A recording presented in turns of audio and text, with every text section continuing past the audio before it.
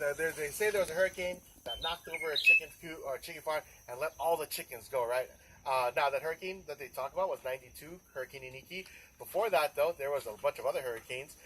Chickens were brought in way before this hurricane, anyways. 1200 AD, they were brought in by the Hawaiians. They brought them over as a food source. Now, the Hawaiians didn't keep their chickens in coops. They let them run wild. The ones that were in coops, that was a few hundred years later, down the road, farming chickens, fighting chickens, and all of that. But the reason we have so many is that we have no natural land predators for them.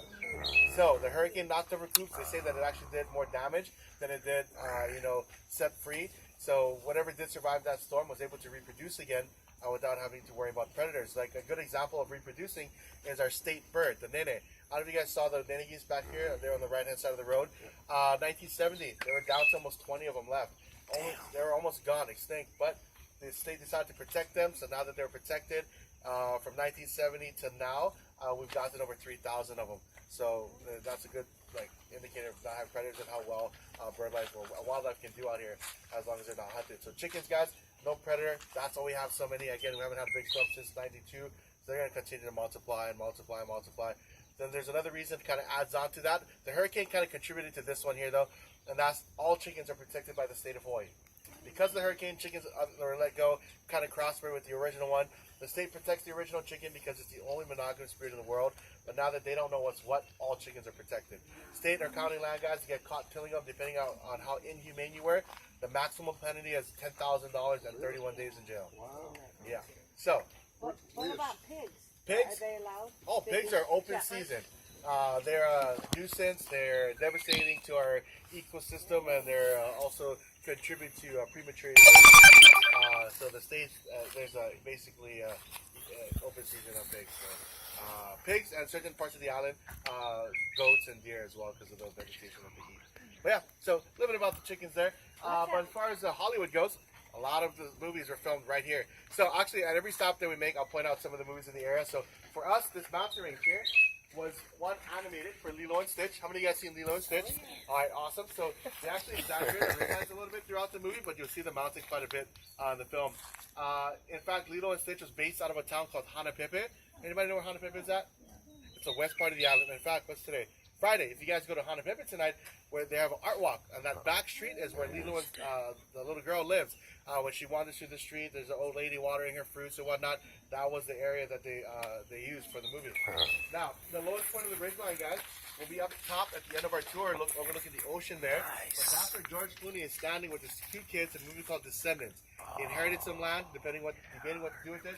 They're overlooking a beautiful beach, and he talks about the time he spent there and how that was his great-grandfather's land that he inherited. Now, the mountain peak.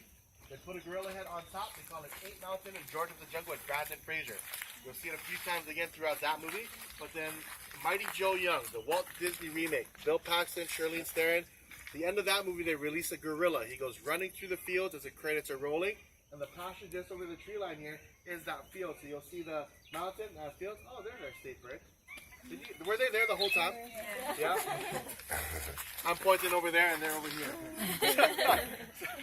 Sorry, yeah, so that's our state bird, guys. Sorry. And then the gorilla in Mighty Joe Young is actually a cowboy, one of our cowboys, riding a horse. They superimposed the gorilla's image over him to give it a natural animal stride. So we call it the galloping gorilla whenever we watch the movie. In fact, if you guys go back and watch the film, you're going to be able to picture someone sitting on a horse, leaning forward, and just galloping through that pasture. So I thought that was pretty funny. But he made money, now he's famous. And then, so it's, like I mentioned, guys, Jurassic Park used the entire ridgeline. So 1 through 4 came out here and got shots of our mountain. The last Jurassic Park, The Fallen Kingdom, was the only one that didn't come out here to film. We're kind of bummed about that.